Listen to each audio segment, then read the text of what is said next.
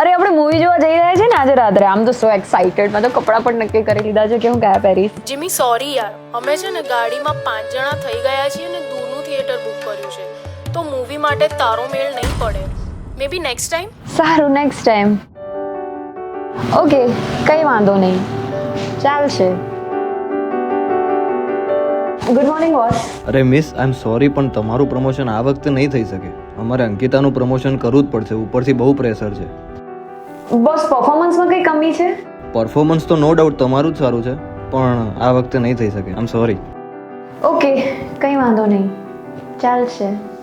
લે જીમી, આ તારી કાર કેસ. એકચ્યુઅલી ગાડીમાં છે ને થોડા સ્ક્રેચીસ પડ્યા છે. ટ્રાફિક હતો ને તો યાર પાછળથી રિક્ષાવાળાએ અડાડી દીધી.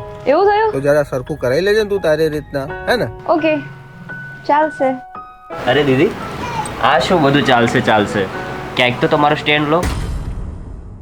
સ્ટેન્ડ? મમ્મી, મારા સ્કૂલમાંથી છે ને પ્રવાસ નક્કી થયો છે 2 દિવસનો છે, મારે જવું છે. કોઈ પ્રવાસ નથી જવાનું, ચૂપચાપ ઘરે રહે. સ્કૂલ ભણવા જાવ છો કે પ્રવાસો કરવા? પણ મમ્મી 2 દિવસનો પ્રવાસ છે. ચૂપ, ના પાડીને. ઓકે, ચાલશે. પપ્પા, મારો યુનિવર્સિટીમાં રેન્ક આવ્યો છે. મને બહારની ફોરેન યુનિવર્સિટીમાં ભણવાનો ચાન્સ મળ્યો છે. ખર્ચા ક્યાંથી પોસાશે? પણ પપ્પા, કોઈ ખર્ચો જ નથી, બધું સ્કોલરશિપમાં કવર થઈ જાય છે. ક્યાંય નથી જવાનું. ફોરેન જઈને ભણવાના બહાને છોકરો બગડી જાય છે, મને બધી ખબર છે. પણ પપ્પા, બહુ ઓપોર્ચ્યુનિટી ના પાડીને એકવાર કરે પણ. ઓકે, ચાલશે.